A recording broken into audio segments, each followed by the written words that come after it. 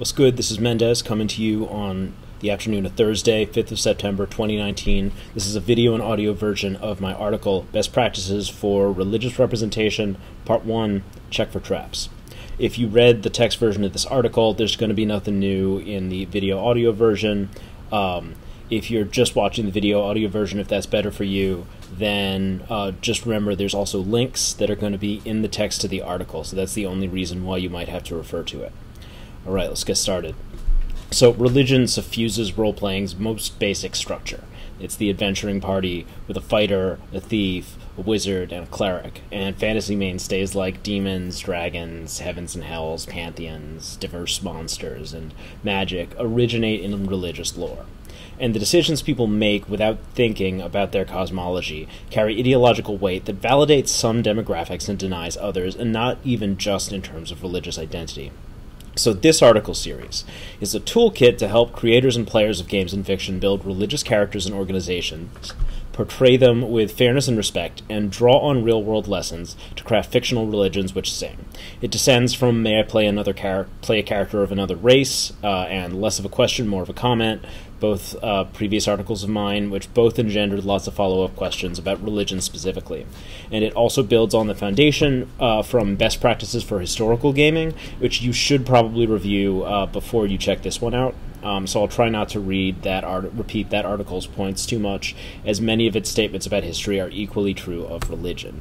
Like some of its predecessors, this article primarily addresses creators in positions of privilege, especially white privilege.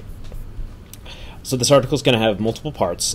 This first one focuses on safety-related issues, so harmful tropes, common misconceptions, which I encounter often as a cultural consultant in games and speculative fiction, many characterizations and concepts, which are science fiction and fantasy mainstays, come packaged, consciously or unconsciously, with European Christian assumptions about what religion is and who practices it. In coming months, we'll go over best practices for depicting real-world religions, how to design and portray a religious character, and how to invent religions for your own game and fiction settings. However, just breaking free of said common misconceptions should already give you lots of ideas about how to craft interesting, distinctive fantasy religions. So, if you often think about religion, these articles should help you organize and diversify your thoughts. If you don't often think about religion, this article may be even more important because you might not know how much your environment's dominant religion affects your thinking about the real and fictional worlds where you live and play. You can still include those tenets, but please know what they are. Know they're not the only things out there, and choose them actively instead of letting them infect their content as unexamined postulates.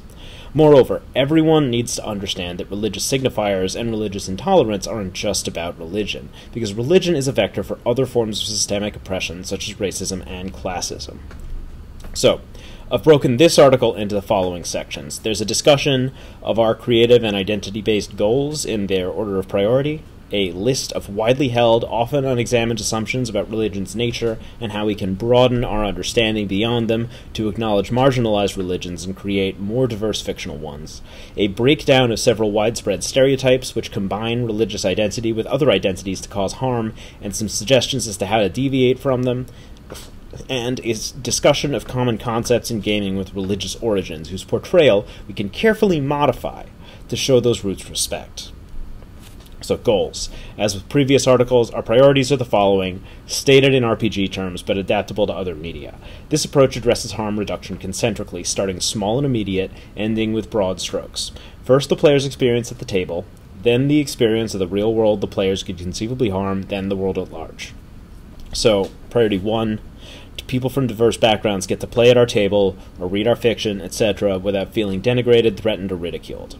2. Our depictions fortify their real-world analogs against misinformation and harmful stereotypes, both at the table and elsewhere. 3. We represent a broad diversity of identities, paying special attention to the forgotten and downtrodden. And if we succeed at those, we may attempt a 4th priority. Our creativity erodes the power of those who use religious ideas to oppress others. While this article relates to all 4 points, I want to start with the safety-related issues with the first 2 points. To accomplish those goals, we must first review what we hold true about the nature of religion. Question your assumptions. What is a religion? The least contentious answer I can muster is that religion is a form of shared culture, which explains phenomena in the world through reference to structures, systems, or philosophies not immediately perceptible to the senses. That statement is so broad, it's nearly useless, but when we go looking for further signifiers, or qualifiers rather, we'll have a hard time finding trustworthy generalizations, because nearly every common statement about religion runs into a contradiction, somewhere across the human tapestry. Almost all the axioms below come from European religious paradigms, most notably Christianity, which explicitly states some of them and implies others. When we assume they apply to all religions, we other and erase anyone whose practices deviate from them. So I address much of this section toward those of us populating our own worlds, with religions and religious concepts invented and otherwise. So when we design our own, why not diverge from some or all of these? When we make up metaphysical elements for a game set against real religion's backdrop, how do our choices interact with the following? So first, gods are a thing. Deities are a popular but not universal component of religion. Christianity, for example, conceives of an omniscient, omnipresent, and omnipotent deity who created the universe, loves us, and wants us to behave a certain way. In so doing, Christianity traditionally sets itself as opposed to polytheistic religions, which believe in lots of gods. And Christian education often frames the religion's early days in terms of the conflict between monotheistic Christianity and the Greek and Roman pagan pantheons, constructing a narrative in which a true god wins out over false ones, but I bet you already know it wasn't so simple. In some religions, gods don't matter. They are irrelevant to Theravada Buddhism. Great Vehicle Buddhism acknowledges gods and spirits' existence, but the only important ones either practice Buddhism or have become bodhisattvas or Buddhas themselves. They become role models or even sometimes objects of veneration, but they're basically equal in the eyes of Buddha's law. In Afro-Atlantic religion, the creator god is so remote and alien that no humans and few spirits communicate with him. So most human religious interaction is with spirits, some of whom are powerful beings, described variously as gods or as spirits with divine qualities. Some religions don't conceive of deities' identities as fixed and immutable. Even Catholicism describes one God in three parts as the Father, Son, and Holy Spirit. Many Hindu religions share gods and religious figures with one another, but differ in identifying which is the supreme godhead. Sometimes one figure is an aspect, consort, or subordinate of another figure, or one of many. Pantheons of multiple deities are popular in fiction because they give player characters the opportunity to choose which one they serve or believe in, but that pantheon need not be so simple as there are many gods of different things and one of them is a boss. Gods can be one another, or be different figures who merged into the same figure as the result of migration or cultural exchange. Complicate your relationships. Alright, next axiom. Souls are a thing. Christianity ascribes to each human a single, indivisible, immortal soul which survives after their death to end up in heaven, hell, or somewhere in between. This model of one person, one soul often shows up in fictional cosmologies, but cleaving to it negates Haitian and Molinese models with 2 souls, Yoruba models with 4, Egyptian ones with 5, or Chinese with 3 of one kind and 7 of another, and these models often describe different souls going different places upon death. Buddhism instead teaches the doctrine of anatta, commonly translated as no soul or no self, though based on the shorter discourse to Malonkiputta, I think soul or self doesn't matter one way or another is a more precise translation. So, how does your fiction's cosmology hold up if different individuals think of souls in different ways? In a system in which magicians can trap souls in crystals, do single soul and multiple soul models function differently? Can you support all of them, or must you negate someone's worldview? Are you okay with that? Next axiom. Faith and belief are a thing. Protestantism pushes hard on the Bible verse about justification by faith. Individual belief in this specific God and this specific Bible and no one else's features prominently in many churches. Other characterizations of God, or worse yet, belief in other gods and spirits, are heresy or idolatry. Sometimes, though, a religion doesn't demand belief in its gods, spirits, organization, or even its tenets. They might be religions you do rather than religions you think. Eshu doesn't really care whether you believe in him or not, he cares how you treat him. If you're polite and respectful to him when he shows up, whether or not you believe in him, you're going to get good results. Afro-Atlantic religion primarily lives in the social sphere. Meditative Buddhism lives in thought and mindful practice. So if it doesn't matter what's true, what matters in religion? Next axiom. You get one religion, and the others are wrong.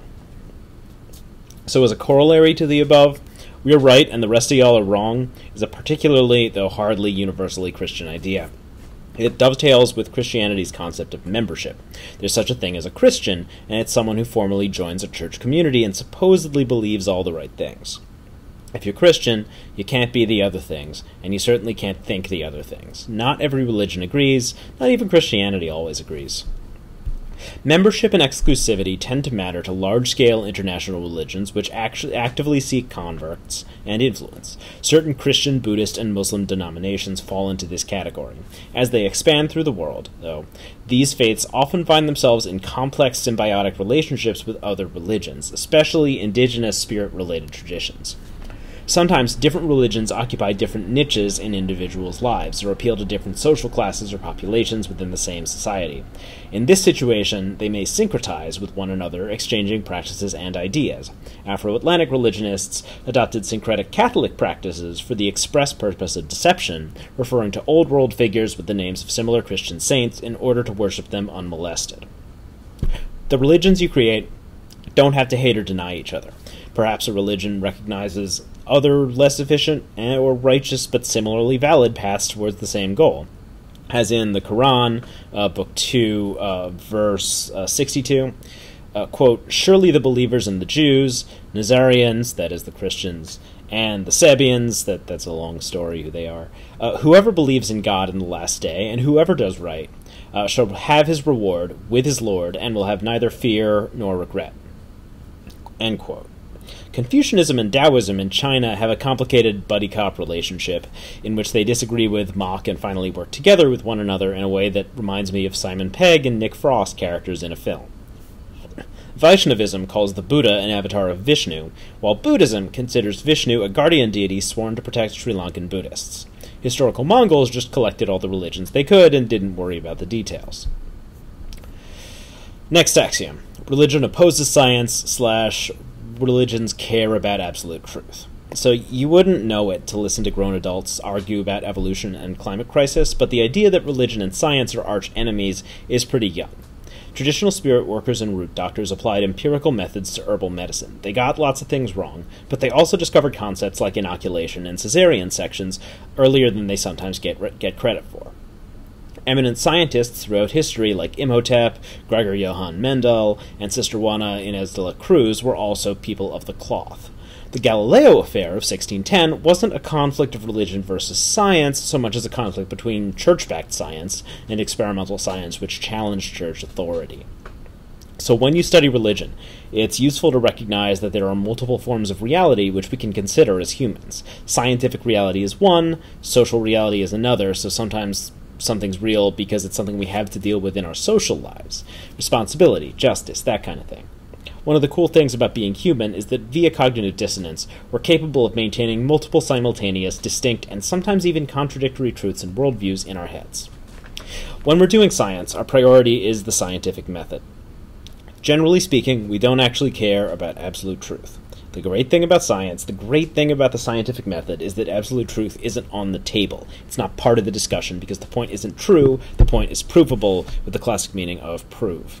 In science, everything can be tested, everything can be revised. We make decisions based not on what's true, but based on what's replicable and testable. So, here's another example from West African religion. Very often, when I describe an African ceremony to someone, I describe how possession works. A spirit arrives from heaven or the spirit world, enters into someone, supplants their personality and sense of self, such that they don't remember what's happening to them. When Legba possesses Françoise, she's not Françoise. He's Legba, and I identify him as such. So when I'm describing this to people, every now and then they say, "Hey, wait, do you think people are actually getting possessed?" And I'm like, what? Like really possessed by a spirit, or are they just pretending? And I have a couple of responses in this situation, most commonly either who cares, or slightly more productively, what's the difference? So for my purposes, that distinction, real or pretending, isn't meaningful because possession is a social reality for me.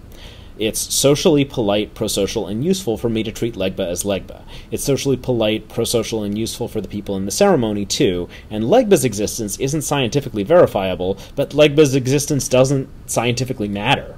He matters socially. If I came up to a friend tomorrow and acted completely different than I do today, if I seemed to have none of my memories, even though I have the same body, they'd have to interact with me as if I were a different person. It'd be a social reality for them. Same with possession. It's the same ability that allows us to comprehend the idea of a fictional canon, or the world of a role-playing game. Different categories of reality, different standards. It's fine to think of scientific reality, or one religious reality, or whichever version of reality that matters most to you as paramount in a hierarchy of realities, but recognize that social reality takes precedence when Eshu possesses someone in the room, and scientific reality takes precedence when we think about climate crisis.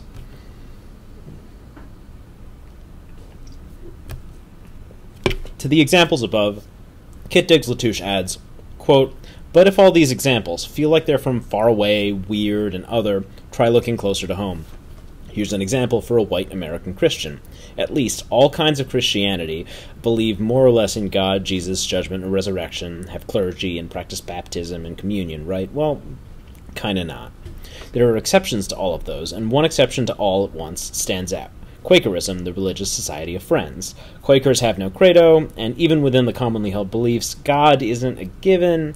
More common is that of God, and good luck getting Quakers to agree on what that might mean, though the disagreement is sure to be very civil. They have no clergy, no baptism, no communion, but they're still Christian." Unquote. So now let's shift from assumptions about religion as a concept to assumptions about people in which religion is an ingredient. Intersectional stereotypes. So earlier I described religion as a vector for other forms of oppression. I've been turning over the concept of intersections contained within stereotypes a good deal recently. I felt like I had a personal revelation about the topic back when Alex Roberts interviewed me for Backstory, and we got to talking about gendering and Asian stereotypes. I don't think religious stereotypes are necessarily more intersectional than other stereotypes, but the topic does make the phenomenon really clear and easy to consider. So I'd like to go through some of the most common religion-related stereotypes I see in games and speculative fiction. People ask me all the time how to avoid tropes, but you can't be sure you're avoiding them if you don't know them. Also, every single one of these stereotypes is easier to avoid if you have more than one person in the fiction from a given demographic.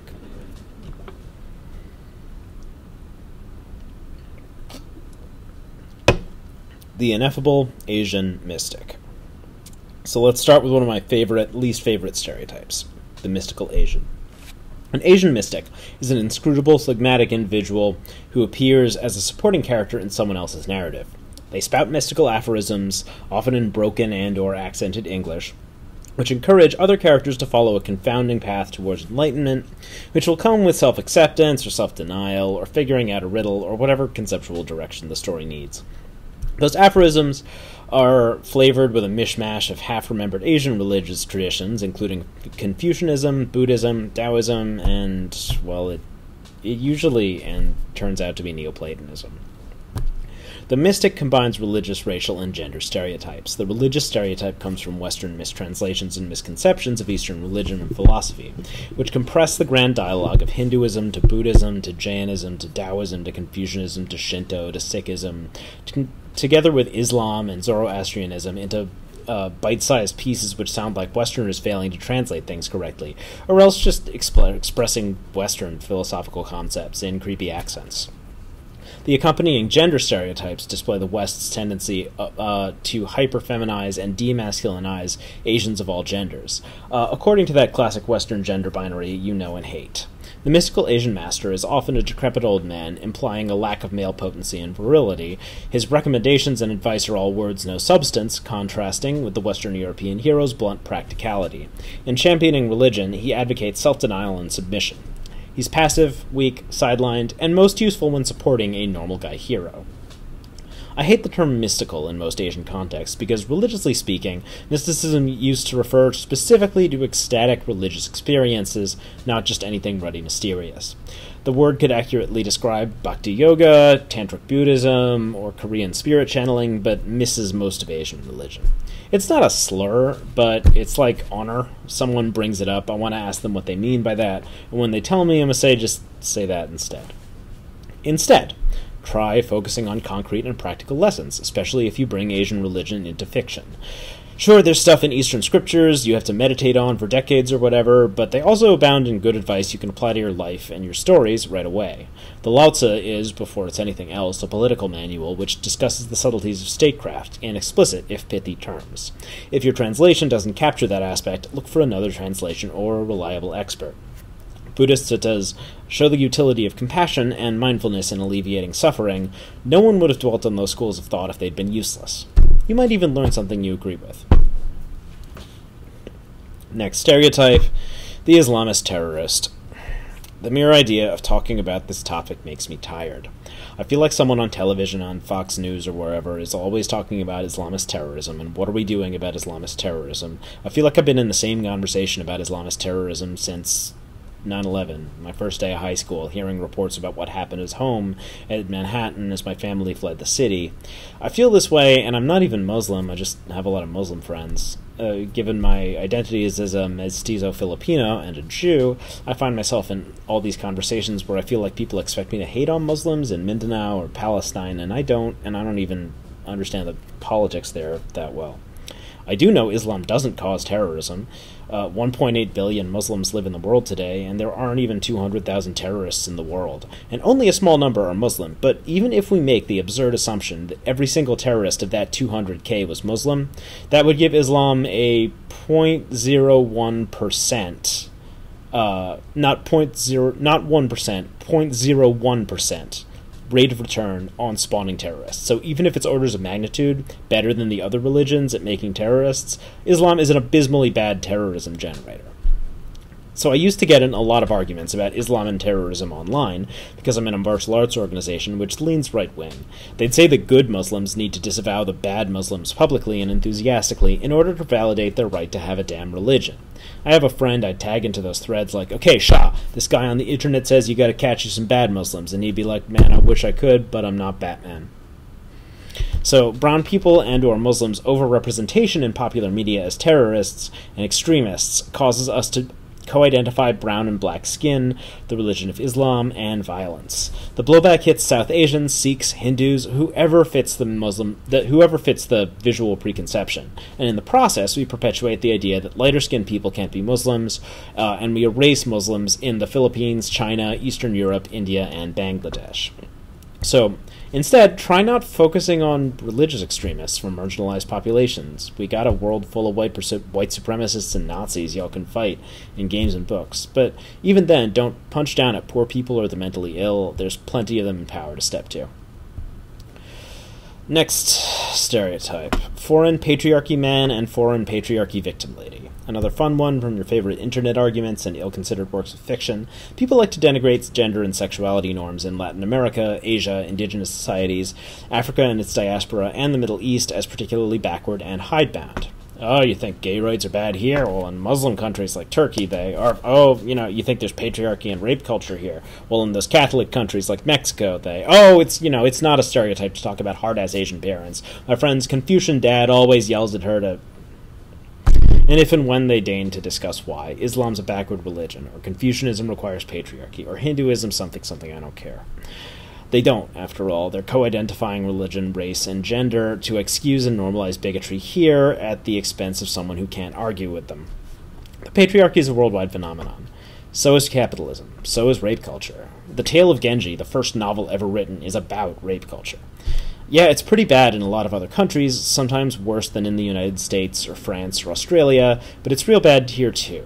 And the hierarchies of evil are a waste of your time. Instead, try trusting folks from those cultures to handle their own business. If you belong to a certain community, then you have a singular insight into how oppressive dynamics play out within your own community. Don't let that opportunity pass by. If you represent oppressors from other cultures, show us how that oppression crosses demographic lines, because it does, instead of binding it to their identity. Next one. Witch doctors, like in general. If you're the kind of people who get described as a tribe, then you might have some witch doctors. Witch doctor is a sensationalist stereotype, a way to denigrate primitive, uncivilized, or savage traditional medicine practitioners as dangerous, superstitious crackpots for doing their best to keep people alive. I can't believe I have to explain this, but medicine practitioners in low-technology environments still use empirical evidence and build their knowledge upon previously established theories. Much of what they use turns out not to be very effective by the standards of modern scientists, but they're literally the predecessors of modern medicine. We've come a long way, but we came from somewhere. So witch doctor invites us to associate religion with race and culture, specifically savagery, and to imagine that the primitive human, whatever the hell that is, has no capacity for empiricism or reason. They're all over American comics, primarily as villains and antagonists, with bones in their noses, who like to cook white ladies. The witch doctor in Diablo 3, brilliantly voiced by either Erica Luttrell, that's Sapphire, or the venerable Carl Lumbly, that's Martian Manhunter, is one of the few unqualifiedly compassionate good people in an otherwise nightmarish world. They also run around in freaky masks, waving shrunken heads, snakes, and sacrificial daggers while summoning undead minions.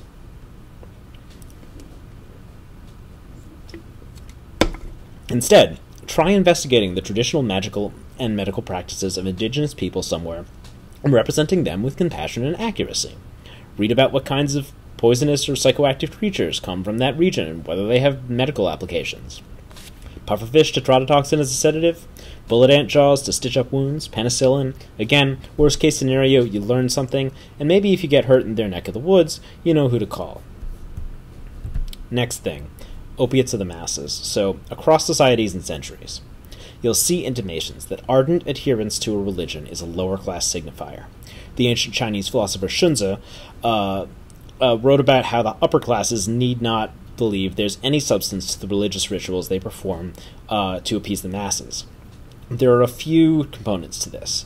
First of all, religious communities pool resources and create spaces where individuals can get their needs fulfilled. Food, entertainment, social life, mental and physical health care. If you're rich, you have other spaces where you can create or get those things. Second, religion often requires personal vulnerability. You have to admit there's something bigger than you, whether it's just your church community or a deity in general.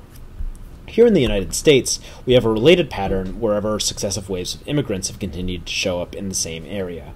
The first European settlers arrived from someplace like France or Spain or England. They get the natives sick and shoot the ones who don't die off, and they start acting like they've owned the place since the beginning of time.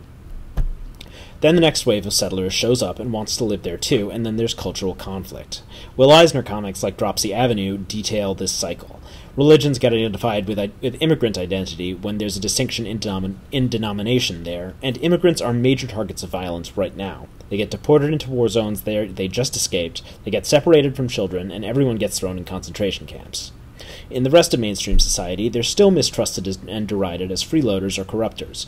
Roman Catholicism, Islam, Hinduism, Judaism, and Buddhism get identified with immigration this way. Religion thus becomes a signifier of the foreign, of the fact that you don't belong here with the Protestants in charge. Conversion to that religion affords you a shot at model minority status, with all the blessings and curses it brings. I want gaming and nerd culture to welcome and protect marginalized religionists, as well as atheists and skeptics, who still face widespread distrust and exclusion from positions of power. What I don't want to see is atheists who bind their skepticism to intellectual or cultural superiority at the expense of those without access to higher education or technical job training in fields like hard science. Elliot Ratzman, a social ethicist and professor of religious studies at Lawrence University, teaches courses on secularism, ethics, and modern religion. On the relationship of technocratic skepticism to power and privilege, he wrote, quote, "Many outspoken atheists who show contempt for religion... Let me start over. Many outspoken atheists who show contempt for religion and religious people seem to be from STEM professions. I've also noticed a trend in which they hold scientific knowledge as the only legitimate form of knowledge and disparage artistic, literary, emotional, and religious ways of experiencing the world." This is an impoverished way of understanding most humans and what matters most to them, the ways of life they hold most dear. Not that ways of life should be above critique, but the willful refusal to see the complexities of religions as human phenomena strikes me as a problem. As a pragmatist, I take all claims and beliefs that do work for people as innocent until proven guilty. The STEM atheists seem to want to hold all claims and beliefs as guilty until proven innocent. This radical skepticism and demand for belief based on pure reason is a sort of scientism, or positivism, that strikes me as the wrong way of understanding human culture. It might go without saying that those STEM atheists turn out to be, in many cases, overwhelmingly white, male, libertarian, and insensitive to abuses of power or the plight of the powerless. In a multicultural world, there is a way to be secular without being a smug bully." End quote. Right now, nerd culture is a safe space for ardent atheists who love science. That's a fundamentally good thing. When I was a kid getting in arguments with Narnia Club's instructors telling me what to believe, I ran off to science fiction and fantasy novels to feel accepted. As I grew older, even as I developed some views which weren't quite atheist, the acceptance I'd felt from other nerds for atheist views made me feel more rather than less confident expressing ideas which were neither atheist nor Catholic. So let's keep that tradition going, following in the footsteps of Sir David Attenborough, not Richard Dawkins. So in all the above cases, religion becomes a way to throw shade at people safely when polite society won't let you spit explicit bigotry. You can't disagree with a race in many polite conversations, but you can sometimes get away with disagreeing with a religion. And hey, if you do, it's not hating on a person, it's an ideological debate. We're in the marketplace of ideas where nothing systemically oppressive ever happens. Maybe you'd never call immigrants stupid and superstitious, but you could talk about how Catholicism is idolatrous. Maybe you'd never call someone a savage, but you could harp on animal sacrifice or ceremonies involving drug use. Maybe you'd never make fun of Asian accents, but Confucius Say or kung fu movie jokes fly under people's radar. If you heard the above and you thought, hey, that doesn't seem so bad, it's working. It got you. Next, did you know this was religious? Let's go over some common tropes and concepts from speculative fiction and games, which could use an overhaul. Not every item below is unconscionable in its current form, but we could do better, and we could do better with scarce effort. Take these opportunities to show some compassion to people who don't get much. First thing, zombie. Here's a story from Haiti. Long ago, when Jesus Christ lay in his tomb, 2 Haitian soldiers, roll with it, waited outside. Those soldiers eavesdropped when God the Father descended from heaven to speak the words that resurrected his son as the first zombie. The soldiers remembered those words and passed them down from generation to generation over thousands of years, until finally they came to a conjurer in the Haitian backcountry. He told this story to an American scholar. She told the story to me. I'm pretty sure this guy knew there were no Haitian soldiers guarding Jesus' tomb. Not the point, though.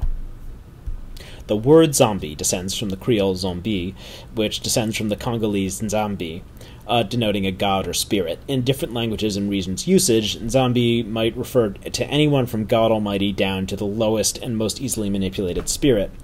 Even in Haitian voodoo, the term has a couple of different usages. One type of zombie is a spirit without social connections to other people, a community, or their ancestors, or their descendants, and etc. Conjurers may manipulate such a spirit easily. The other, better-known type is a human being who has been thoroughly poisoned to place them in a suggestible state. An herbalist knocks such an individual out and renders them comatose with a neurotoxin, and then in the olden days such an individual might be mistaken for dead and buried. Afterwards, the herbalist recovers the cadaver and reanimates them with intoxicants that leave them pliable to suggestion. There's some spellcraft involved in this process as well. So a zombie who ceases to consume intoxicants returns to their cogent state. Traditionally and properly, this procedure would only be visited as a punishment upon an individual who had rendered themselves apostate to their community, that is, a living person who had willfully made their own spirit into a zombie. So in 1915, Woodrow Wilson, the president, and William Jennings Bryan, the Secretary of State, deployed the United States Marines to conquer Haiti, because we were worried the Germans were going to do it first. In school, did you learn how the Marines seized control of the government's higher functions and occupied all positions of power on the island? Did you hear about how they kept control of Haitians by literally enslaving the populace and terrorizing them with violence? Because all of that happened, and the United States remained in control of Haiti for the next 2 decades. During this time period, when the Marines weren't getting drunk and visiting racist atrocities in the locals, they occasionally listened to some stories. Many of them came home with mangled stories of zombies, the walking dead. We have zombie stories because the United States violently invaded and oppressed Haiti for a really long time.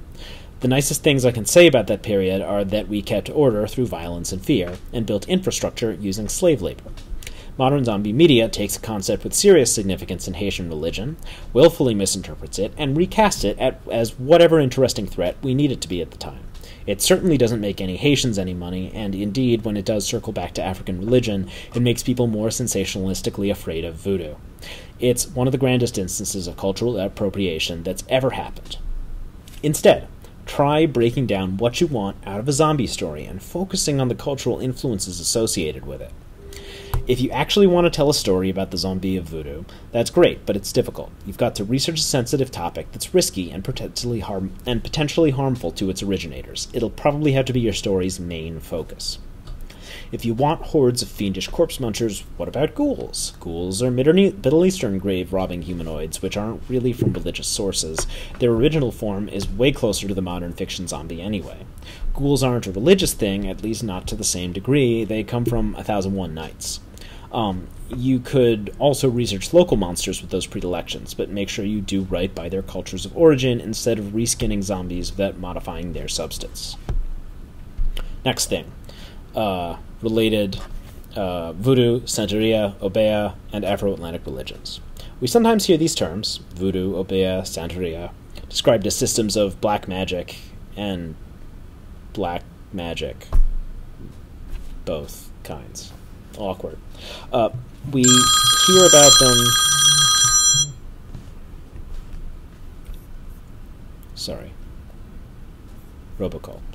We hear about them when a superstitious person in fiction decides to curse someone, give themselves superpowers, or the like. For example, in Season 2 of Marvel and Netflix's Luke Cage, the supervillain Bushmaster strengthens and protects himself against harm with a dangerous herbal concoction with Obeah roots, pun intended. This creative choice isn't terrible really, but we don't really get a positive African herbalist unless you count Nightshade, who is tipping over the edge into evil by the end of the season. All in all, African magic comes off as pretty negative, and the good parts of it get absorbed into conventional medicine, and there's a history to that trend. The truth of the matter is that all of these things are Afro-Atlantic religions, which have associated systems of spellcraft that combine botany, chemistry, and magic to create both beneficial and harmful, but mostly beneficial, effects. Africans, free and captive in the Americas, reinvented their religious traditions based on what they remembered and brought with them from the Old World. The pantheons of West Africa broke apart and recombined into new theogonies and identities, different but equally valid. Instead, try representing these things as religions, not just spells and curses. You can start by using the religion's proper names. Santeria is more properly called Lukumi. Voodoo is an acceptable term for religion in the American South, but it's more properly Vodou in Haiti and Vodun in Dahomey. Obeah is fine. Another Marvel show, Freeform's Cloak and Dagger, takes place in New Orleans and depicts their voodoo tradition with grace and accuracy. You can learn more about these traditions in the work of Jacob K. Olupana, Yvonne Chareau, or Mambo Viezo Commande la Manfo. I could go on. There's lots of good books on the topic.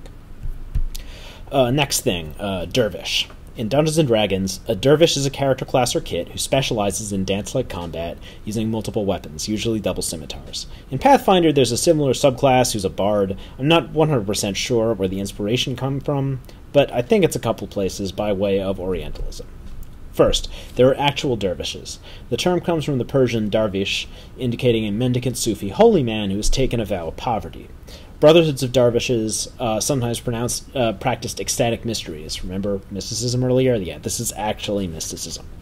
So they would chant prayers while performing some focusing craft or activity.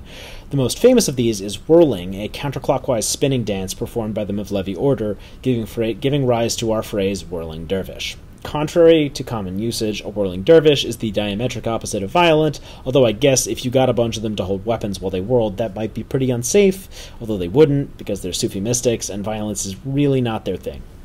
So where did the violent dervishes come from?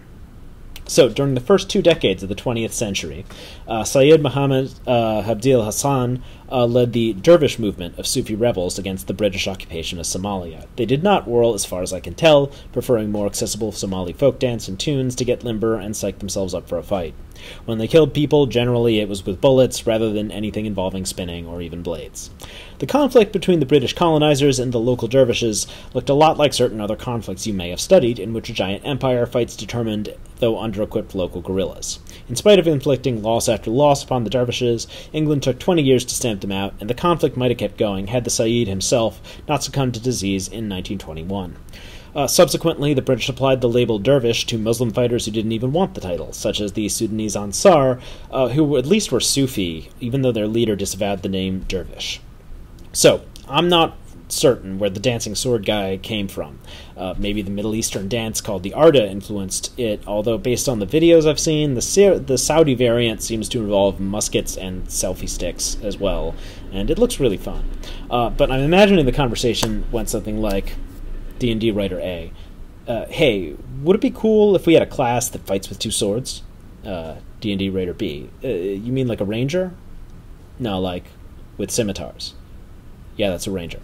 I mean with scimitars. Oh, like a Muslim fighting guy? Yeah, what would one of those be called? A dervish? Right. And then much later. So a whirling dervish must be a Muslim fighting guy who spins around while holding swords. I am a genius. So instead, try drawing from martial arts with real relationships to dance, rather than colonizers' half-memories of their enemies and victims.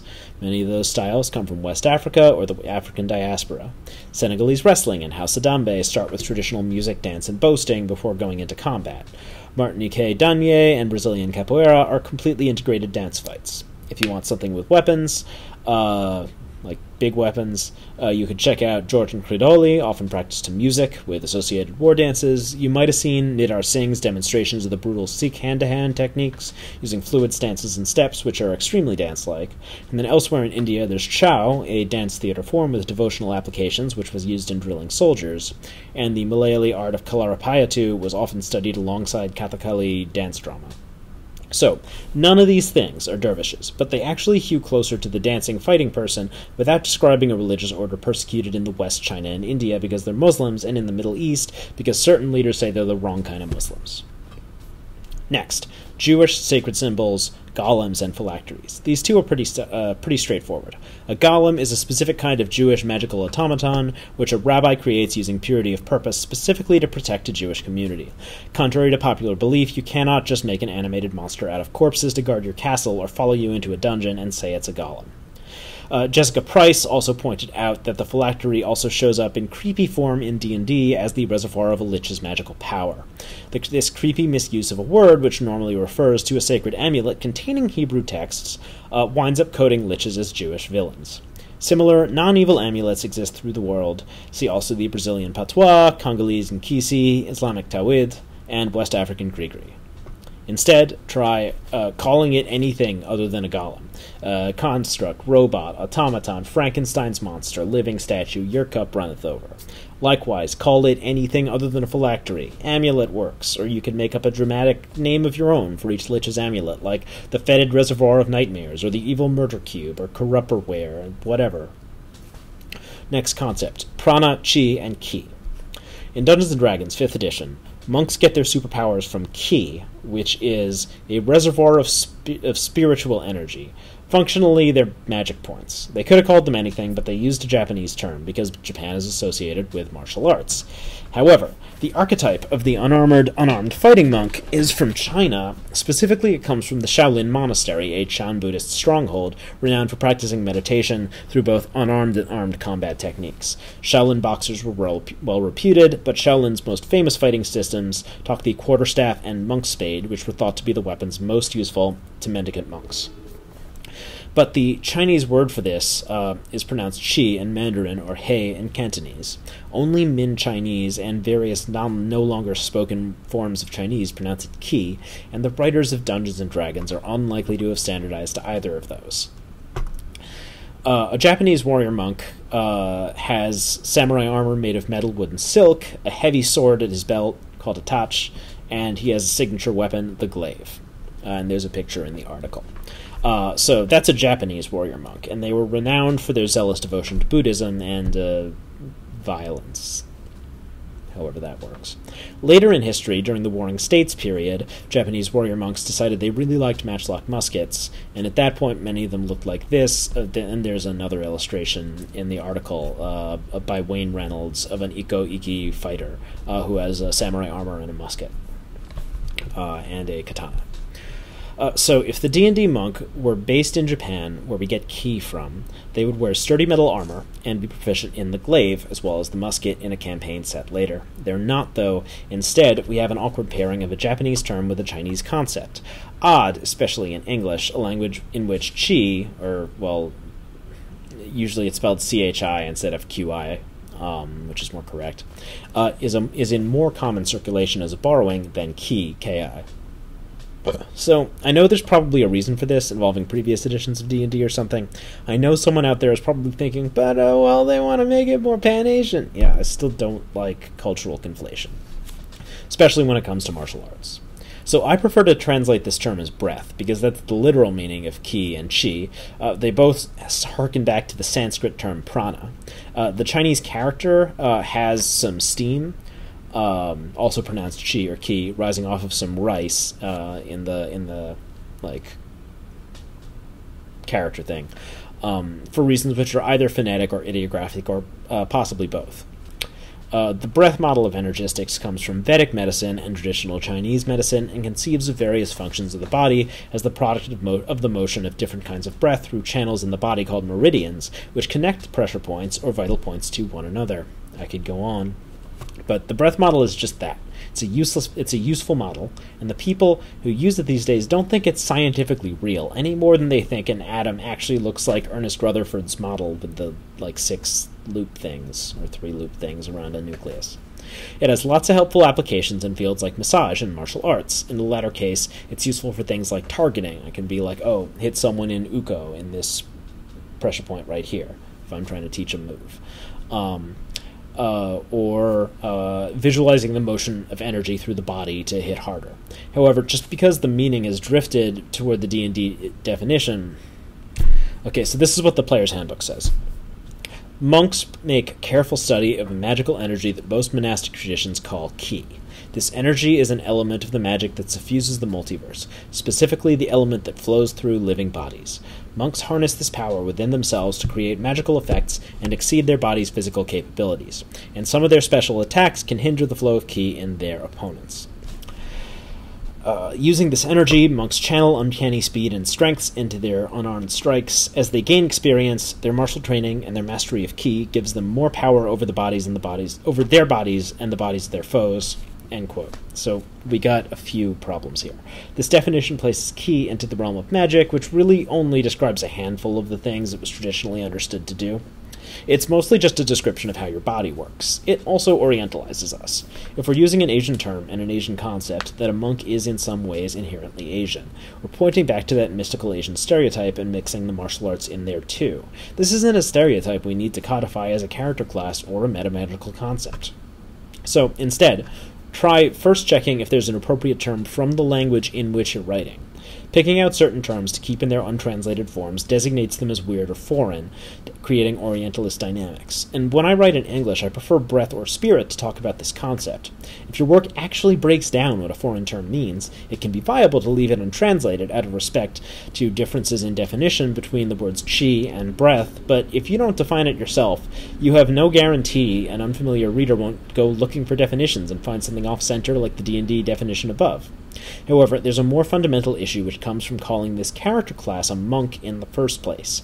A monk is an unarmed combatant with a reservoir of magical body power, unavoidably associates the prototypical monk with China. Using ki instead of chi types them as prototypically Pan-Asian, which is even less appropriate. I would prefer to either lean way into the Shaolin model or to divorce the character class entirely from Asian signifiers. The complex breakdown of how we might overhaul RPG's takes on martial arts needs to be its own article. but the quickest immediate fix for your monk is to choose a resource for each character which matches their own martial and cultural paradigm. A Greek boxer or wrestler could use pneuma, a capoeira player could use ashe, or a Mao Rakao practitioner could use mana. Each of these terms diverges from Chi's strict definition, but I think that's cool. Like, what does it mean that for a Maori monk, their spiritual reservoir also carries social weight? As usual, when you stray into culture-specific territory, research Own Voice's descriptions of the concepts, and take your cues from real people from those groups. So thanks for following me through a dense and intense topic. I get to talk about race in games all the time, but if anything, religion's even more of my wheelhouse. If you like this article and you want to hear more about how to depict religions in games, roll up religious characters, and make up your own religions, please back me on Patreon. Mad respect to my backers who made this possible. Peace.